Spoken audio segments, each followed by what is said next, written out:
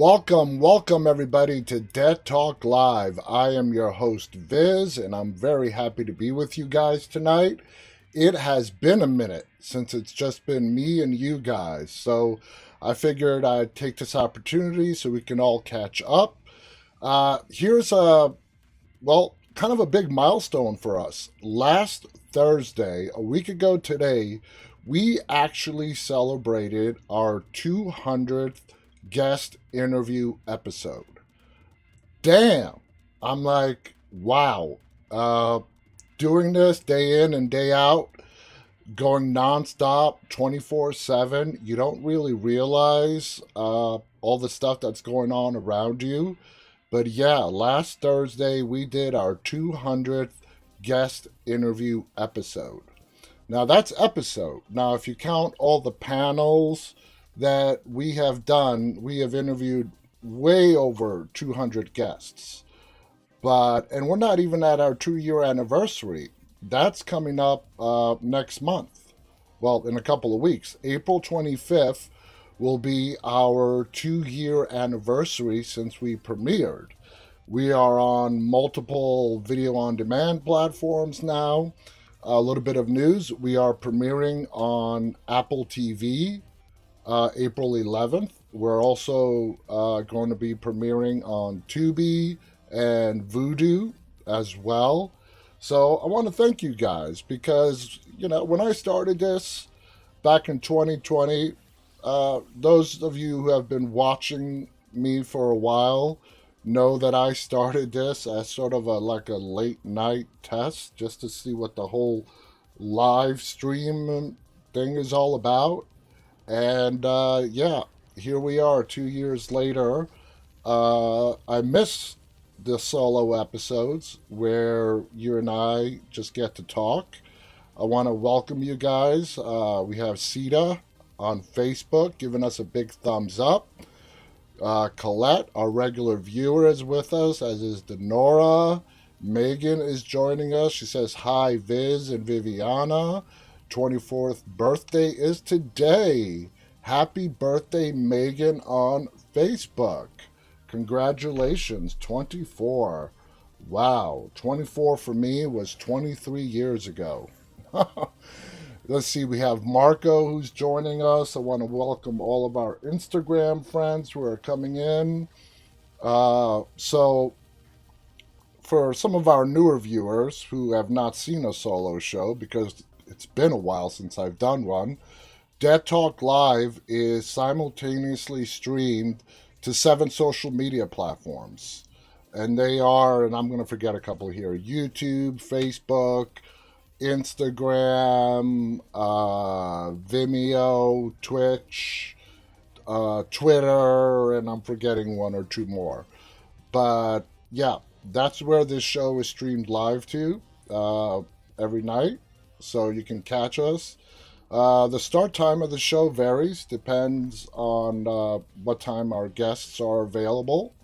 But if I'm doing a solo show, it's usually between now and 9:30 p.m. Eastern U.S. time. So I want to say a big thank you to everybody for this amazing ride that a lot of you have been with us since the beginning. Couldn't have done it without you.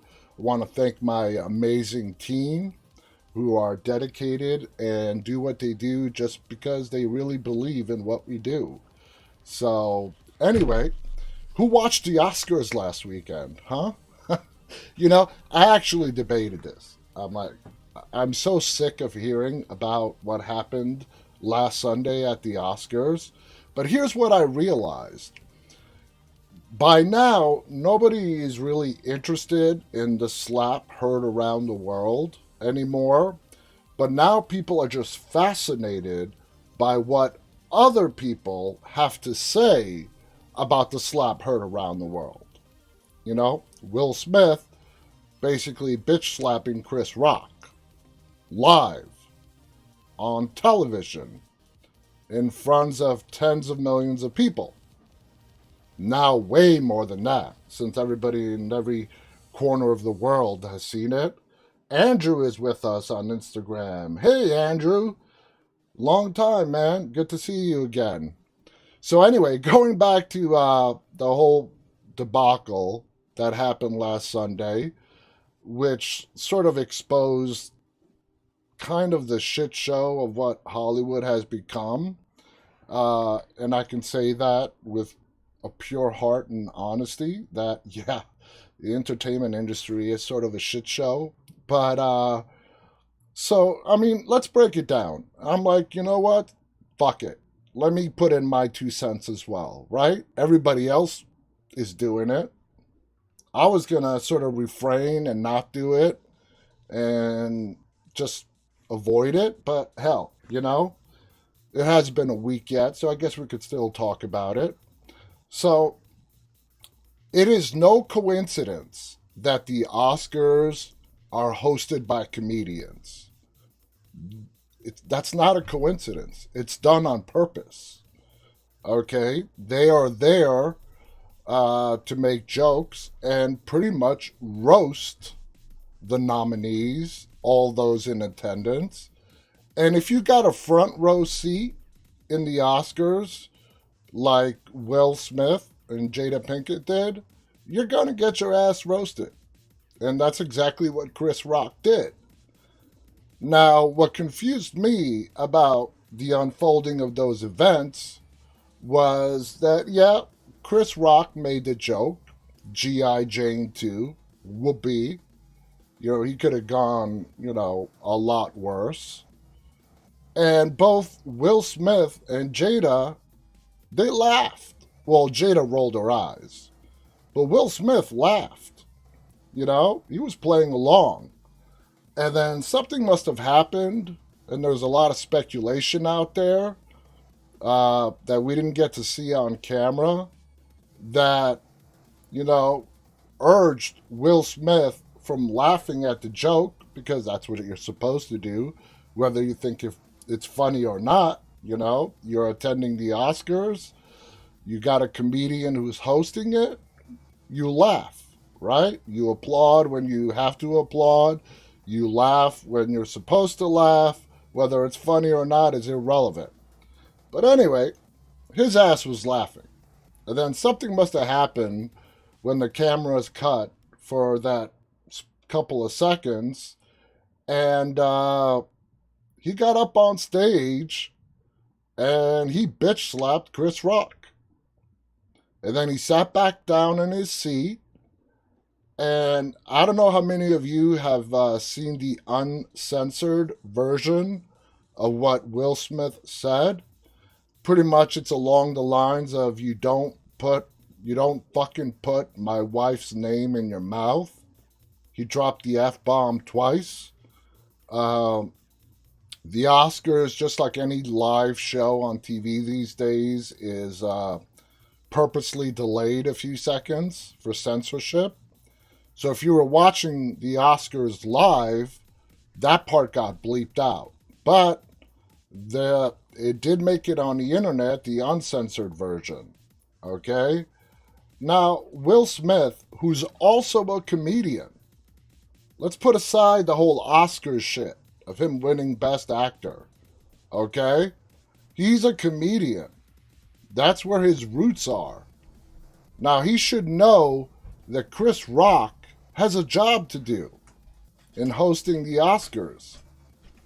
He's in a room full of these big-time relevant celebrities, nominees, non-nominees, and he's got a difficult job to do.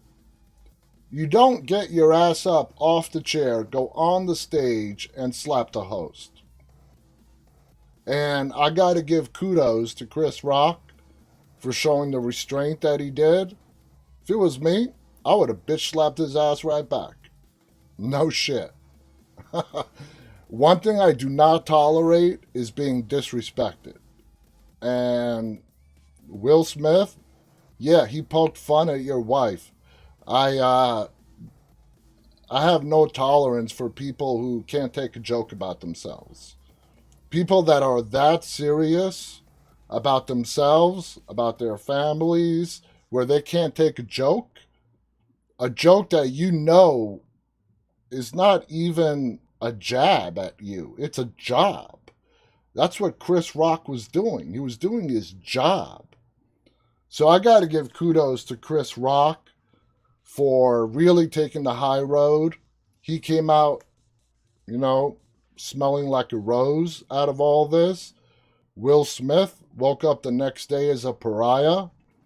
And, staying on Will Smith for a second, with the job that I do, all day, every day, I deal primarily with celebrity publicists and studio publicists, the PR people. And I didn't get to see who's Will Smith's PR person. I really don't know who they are. I might have talked to them. I've talked with so many publicists over the last 2 years. But anyway, can you imagine? Put yourself in Will Smith's publicity coordinator shoes and the damage control that you had to do. Now, the next morning, I didn't watch the Oscars live because basically the Oscars have become sort of a snooze fest.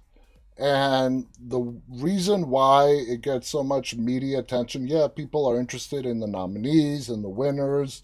It really means a lot, and I credit all those people. I don't want to take anything away from them.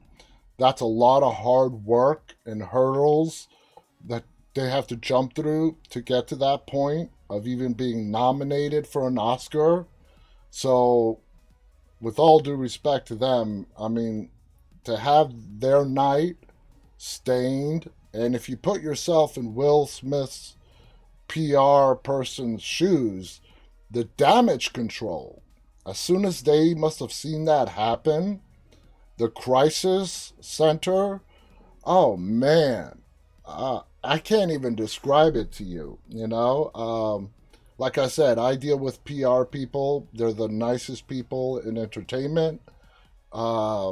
Some are nicer than others, just like in everyday life. But overall, they are some great people. They work hard for what they do. And their client put them in a rough spot.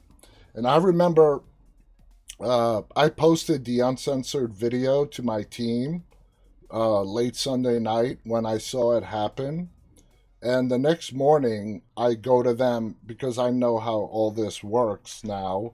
I said, no later than by tomorrow, because Will Smith did not apologize to Chris Rock when he won the Best Actor. He apologized to the Academy. He apologized to all the people in attendance, the nominees, but he never apologized to Chris Rock when he won Best Actor.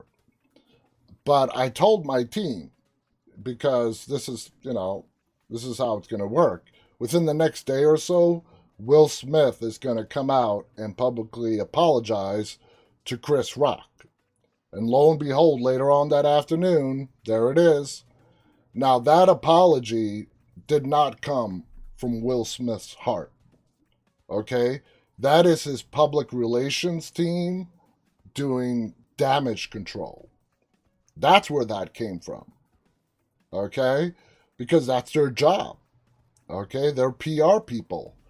Their job is to make sure their clients don't look like jackasses when they go on television for whatever reason, which is what Will Smith did last Sunday. He made a jackass out of himself and his family because he can't take a joke. And it's funny, the irony is really just, it's thick. A comedian who can't take a joke. So somewhere, along the lines from the 90s with Fresh Prince of Bel-Air to where Will Smith is today, of being nominated and winning an Oscar for the first time in his career, what should have been one of his best nights of his life, turned into one of his biggest embarrassments. And Chris Rock, again, kudos to him. He did the right thing. Chris Rock's a bigger man than I would have been. If somebody got up on stage and approached me like that, yeah, the way he handled himself, the restraint that he showed, and continuing on with the show. So kudos to Chris Rock. And I don't know if you guys read this or not, but Chris Rock last night started his tour. He's going on tour with his comedy act, and he really did not touch on the subject. He basically said he's still just trying to take it all in, and he is in shock. Like Mindy says on YouTube, you're right, Mindy. He is in shock, and he's still trying to absorb what happened on national worldwide TV. Never, I bet you never in his wildest dreams did he think that was ever going to happen. But it did. So anyway, the public's fascination is not anymore about the slap, but everybody's chiming in. Everybody's chiming in on social media. Jim Carrey, I saw somebody mention Jim Carrey in the chats a little while ago. He did an interview with TMZ, and he put it pretty spot on. He basically said Chris Rock, he did the right thing, but he said if he was Chris Rock, he would sue Will Smith for $200 million. And that $200 million is because that video is going to stay out there forever. Literally forever. And it's going to impact Chris Rock in one way or another. It could be positive. People say any publicity is good publicity. To a degree, that's somewhat true. But in the end, in the long run, it's going to hurt Chris Rock.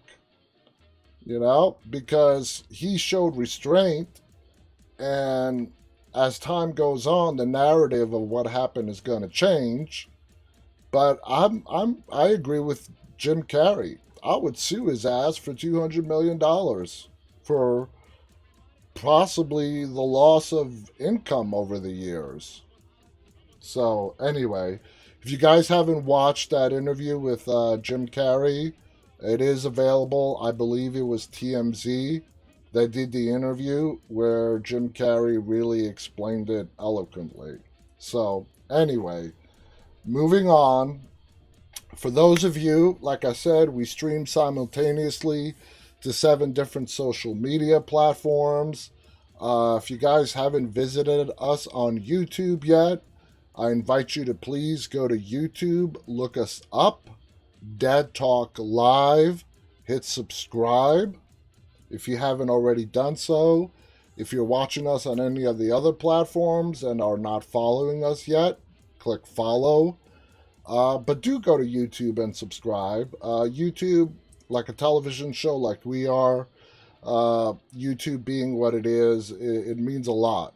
Now, we have over 450,000 combined followers throughout our social media. We're approaching 50,000 on YouTube alone. And I want to thank you guys for following us and watching and supporting. Last week, I announced on social media that we have rolled out a membership plan on YouTube. I want to take a few minutes to talk about that, what the membership plan entails, and so on. I want to first start off by saying that all of our guest interviews are going to remain as is. Colette messaged on Facebook, which I replied to you, Colette. She was worried that I was going to take the show off of Facebook. No, the show is not being removed from any social media network. You can catch us live on any of the 7 social media platforms. We're available on 5 video-on-demand platforms. We're premiering on 3 more next month. I'm not taking the show down on any of the social media platforms when it comes to guest interviews. All of our guest interviews are going to be available to everybody just like they are right now. What we did last week is we introduced special YouTube membership plans. 2 plans. And I went as cheap as basically YouTube allows you to go.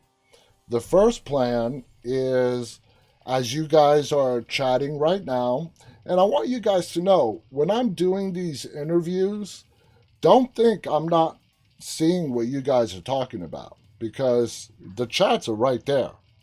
So as I'm doing my interviews, I can see you guys talking, and I'm paying a very close attention to what all of you are saying. I'm sorry I can't respond to you while I'm doing an interview, and I'm sure you understand why, but I'm watching every word you guys are saying. And after the live is over, I keep the window open and I scroll up to see if there's anything that I missed. That goes for all the platforms. So what the membership plan is, there's 2 plans. The first plan is, while I am doing a guest interview with any celebrity, if you ask a question in the chats like they're going on right now, I will ask that question to our guest. Now, there's a big asterisk there. Appropriate question. I'm not going to ask any asshat questions. So, don't come crying to me if you subscribe to the membership plan and you asked a lewd, absurd question and that doesn't get passed along. That's not how I operate. So now the second plan includes the questions that's in the first plan, but this is where it gets really exciting. Dead Talk Live is produced and distributed to some degree by my production studio, which is Dead Talk Media. We produce and distribute films, television, and whatnot. And we're in the process of signing quite a few films for distribution for video on demand, Amazon, Vudu, uh, uh, Google Play, everywhere that you can rent or buy movies. My company distributes films. So part of the second plan is you guys will get early access before any film hits the video on demand platforms. You will get special access to solo Dead Talk Live episodes like this one, like we're doing today, where I don't have a guest, where it's just you and me chatting. Those are going to be moved over to the membership plan exclusively only on YouTube. We are going to be having special roundtable discussions with you, our viewers, where you guys get to be interactive. You guys get the chance to call in, and we can have talks about basically anything involving entertainment and a whole lot more exclusive content. Now, the first plan is $199 per month. The second plan is $299 per month.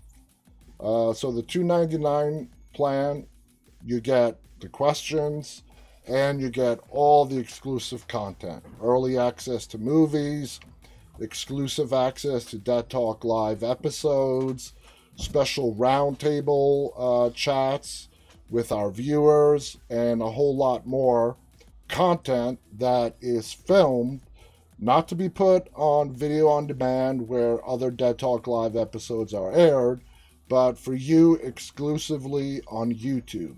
So whether you're watching this live or watching this later on tonight or in the days to follow, just go to YouTube, look us up, deadtalklive.com. Right there on the main channel, you will see a button that's called Join. It's also at the bottom of every one of our videos. If you're on YouTube right now, you'll see a button right below the video screen that says Join. And if you click that Join button, it will show you both plans, what we offer, and so on. And as time progresses, we are going to be adding more and more exclusive content. That means more movies, more television shows, more exclusive Dead Talk Live episodes. Because from the beginning, this show has been a viewer interactive show. And I don't want you guys to think that I forgot about our roots. And you guys, I have not. This show has always been about viewer interaction and you guys being a part of the show. So I ask you, if you want to get access to all that, go ahead, go on YouTube, look us up, click the join button. Don't worry, as soon as you click join, you're not automatically joined. When you click join, it just tells you the options, what you're going to get, and so on. So check it out, and it'd be great to have you I'm really looking forward to doing roundtable chats, telephone calls with you guys, and hearing what you have to say. So, and also, if you guys remember, when I first started this show, I was actually accepting phone calls. The problem with that is that when you're doing a live show and you have nobody to screen the phone calls, yeah, you get the people who just want to get their voice heard on TV. And I had to stop that. But with viewers who are members, that's not going to be an issue. And because I would love right now to be able to open up the phone lines, flash a phone number, and be able to have one-on-one chats with all of you. So that is what I really miss, and I would love to bring back. So anyway, that's what's going on with us. We are going to be announcing a lot of new guests over the next week or so. They're not yet up on our website. Our website, by the way, is deadtalklive.com.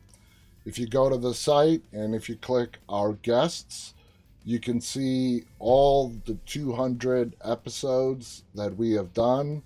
You can click on any of our guests' picture and it will take you straight to their interview with us.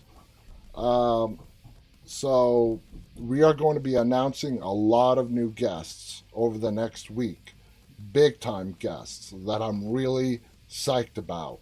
And I think you guys are going to be pretty excited about as well. So there you guys have it. In the time that we have left, I put together some news articles for us to review.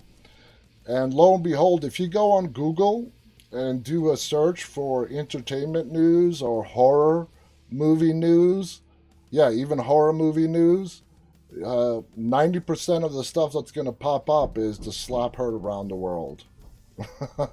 There's really not that much news out there. But what is out there, let's go ahead and take a look at it. Let me switch screens here. No, that was the ending. Sorry, I clicked the end credits by mistake.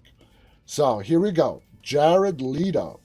Okay, his movie Morbius is set to release, and apparently it's not that popular with critics. And they are being pretty brutal with Jared on Twitter. So here's what the article has to say. When you're trending on Twitter, it can be a good thing or a bad thing. But for Jared Leto, let's just say the singer-actor might find that today is a good day to avoid social networking sites. Leto was trending on Twitter after his latest film, Morbius, was clocking in with an 18% review from critics on Rotten Tomatoes. Ouch! Apparently up just a tick from 16% from the previous reviews. The film stars Leto in a titular role centered around a doctor with a rare blood disorder who in a desperate gamble attempts a cure that initially seems to be successful, but eventually turns him into a living vampire with very dark urges. While Morbius isn't part of the Marvel Comics universe per se, it is produced by Sony, the company behind the Spider-Man and Venom franchises, and is based upon a Marvel movie. And with the avid fandom toward the Marvel Universe, you can expect some very strong opinions to be voiced. In a sampling of Twitter reactions, one commenter offered, quote, Morbius more like Jared Leto giving us more BS. As another shared, Jared Leto's achieved something special. His character portrayals have now been the worst in both the Marvel and DC universe. And if you guys don't get that DC reference, Jared Leto played the Joker in the Suicide Squad movie. Anyway, they show the tweets here. Though the film hasn't officially been released yet, there are those pointing to that Rotten Tomatoes critic score and taking their jabs as well concerning the score, as well as Leto's penchant for method acting. I have no problem with people, not critics, who have seen a movie and they honestly don't like it. You're free to voice your opinion, you know? But if you are voicing an opinion on a movie you have not seen and are just basing it on other critics' opinions, then you're just one of those anonymous trolls on the internet. I'm sorry. But that just doesn't make any freaking sense to me. It then goes on to say, quote, it's lower than Jared Leto's last CBM, laughing my ass off. Like, how can it get worse than the Suicide Squad 2016? Literally the worst movie I've ever watched. I highly doubt that. Wrote one commenter, while another added, I can't believe Jared Leto actually pretended to be a vampire and drank human blood only for Morbius to get 16% on Rotten Tomatoes. Unreal. I actually thought his portrayal of the Joker in Suicide Squad was pretty good. He gave us a different look to the Joker. You know, I personally liked it. Want to welcome X Alice on Instagram. Hello, X Alice. Thank you for joining us and giving us the heart. Thank you for being here with us. So, anyway, let's go on to the next thing. Here's something. Now, I'm sure all of you know that Game of Thrones is getting a prequel series, and it's going to debut August 21st. It is called House of the Dragon. The Targaryens are returning to HBO. House of the Dragon, HBO's first spin-off series of its record-breaking juggernaut Game of Thrones, will premiere on August 21st. The network announced Wednesday. HBO also revealed a new poster for the series and additional images from the show, which you can view below. Now, the prequel takes place 2 centuries before the events of Game of Thrones. The 10-episode prequel series will depict how the House of Targaryen fell in a bitter and brutal civil war known as the Dance of the Dragons, presaging the beginning of the end of the ruling family in Westeros. The series was created by author George R.R. Martin and Ryan J. Condal, based on Martin's novel Fire and Blood. Condal and director Miguel Sapuchnik are executive producers and co-showrunners on the series. Martin and Vince Gerardis are executive producing as well, alongside Sarah Hess, Jocelyn Diaz, Ron Schmidt, Claire Kilner, Geta V. Patel, and Greg Yaitanes. So I've been looking forward to this. I'm a huge Game of Thrones fan, and I cannot wait to see this prequel. Like any other successful franchise, sequel, prequel, it's a spin-off. So I know it's going to be hard not to judge it up against the original Game of Thrones. So try to go into it with an open mind. And this is just going to give us a backstory to, the House of the Targaryens, who was the ruling family for a long time in Westeros before the fall. So here's another movie that I've been waiting for a very long time. God, it's been almost like 2 years now. Maverick, the sequel to Top Gun. Before we get into a little bit of this article, let's go ahead and watch the trailer. Here it is. Here we go. In 3, 2, 1.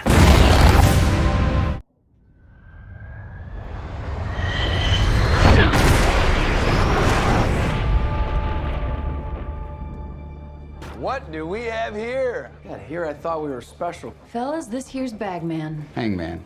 Whatever. What the hell kind of mission is this?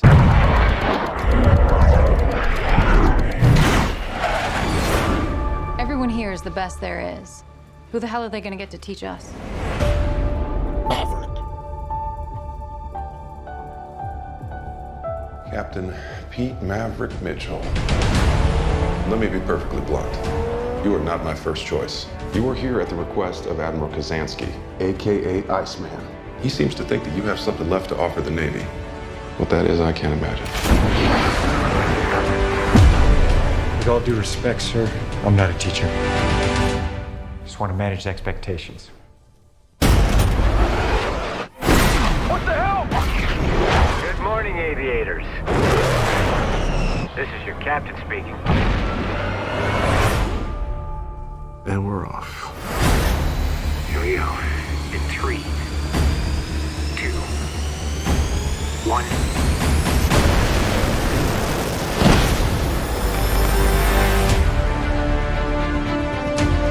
We're going into combat on a level no living pilot's ever seen.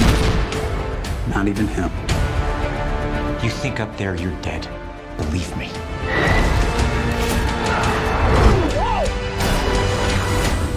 My dad believed in you. I'm not gonna make the same mistake.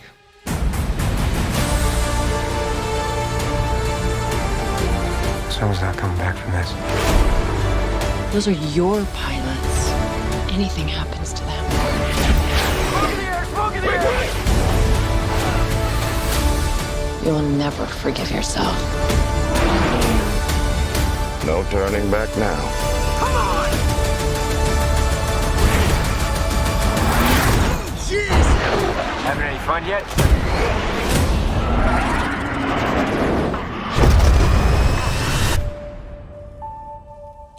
Hell yeah.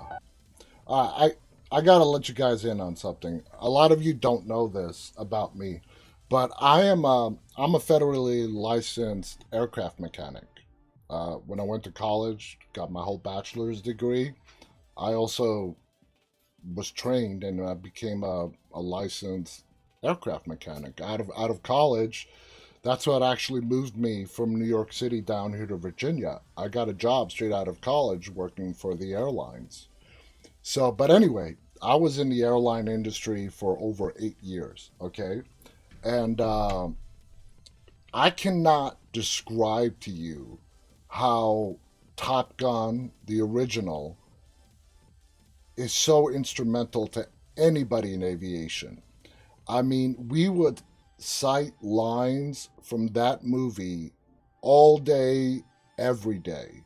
It's like a classic. It's like our movie version of the Bible when you go to work. So as an aircraft mechanic, way back when, I drove airplanes. I didn't fly them, but I had to taxi them in and around Dulles International Airport, which is a huge it's Washington, D.C.'s major international airport.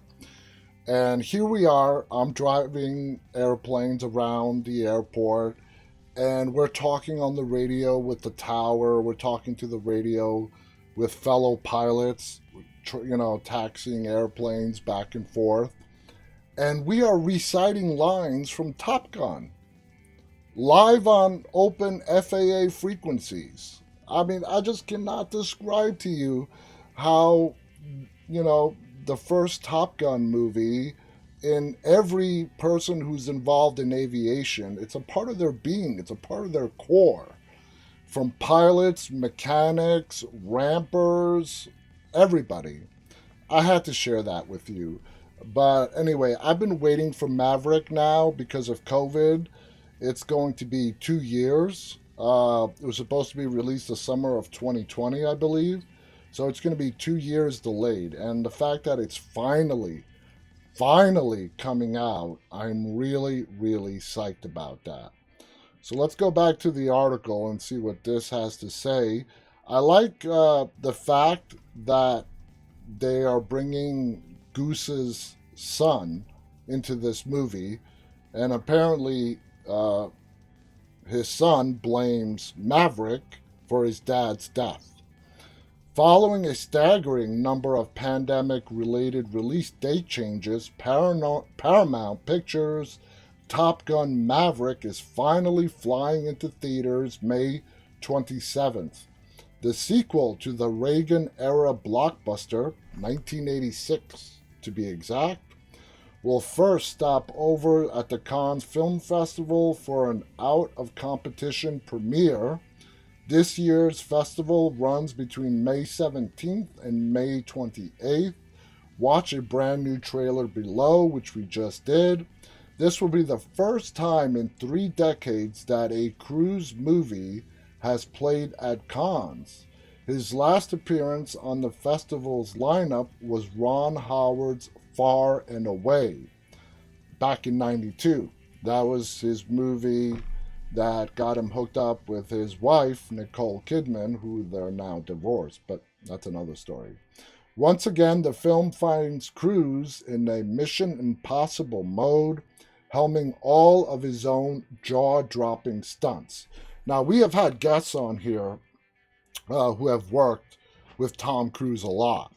And when they say Tom Cruise here in this article does his own stunts, they're not kidding. I mean, we have first-hand accounts of people backing that up. Tom Cruise, when he does a movie, and God bless him for this, he does not like using stuntmen. He goes out there and he does it. So, like I said, God bless him for that.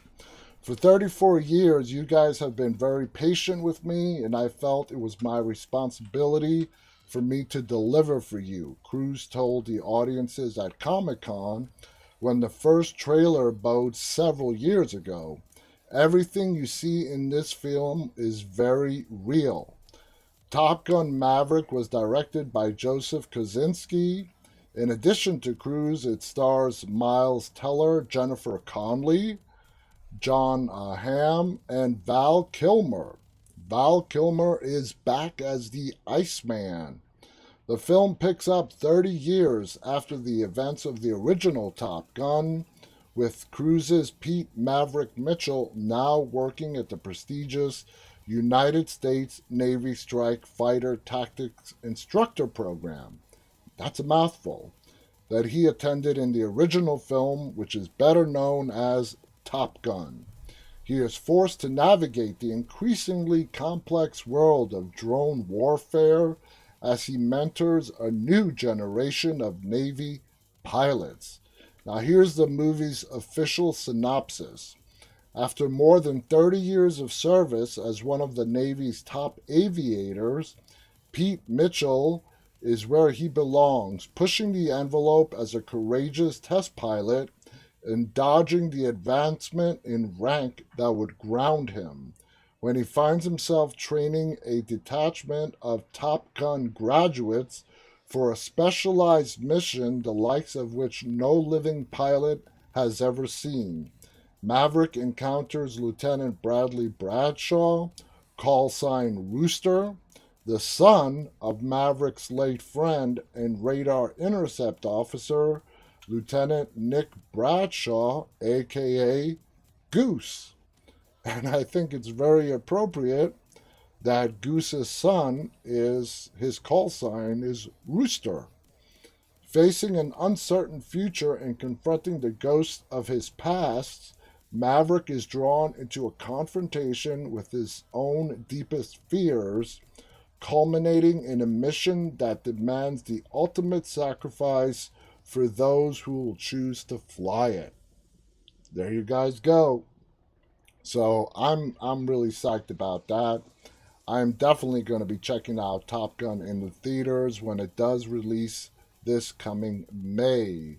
So just checking. Damn, we're 46 minutes in. All right, let's just quickly see. Netflix releasing trailer for upcoming violent horror movie called Choose or Die. Let's watch another trailer, shall we? Congratulations. You are worthy. And remember, reality is cursed.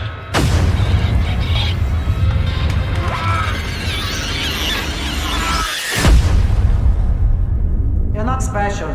You are fired. Saw the eviction notice. This used to be a good neighborhood.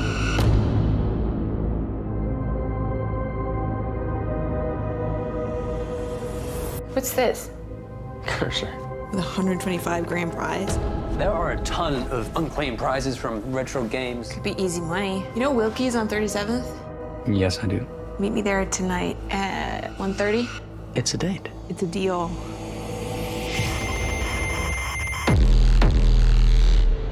It's not like anything I've ever seen before. It seemed to affect reality. You have to choose, Kayla. Choose or die. Always with the creepy kids, man. Creepy kids. Clean up.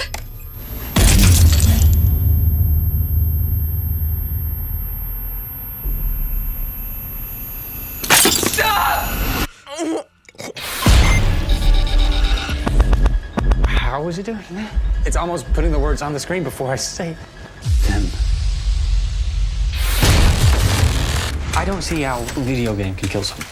The more the cursed suffer, the more the cursor benefits. If it sent you here, it can't be for anything good. It's gonna hurt.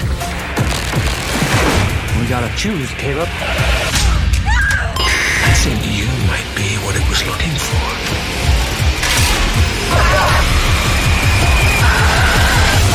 Choose or die. All right, that looks pretty interesting right there.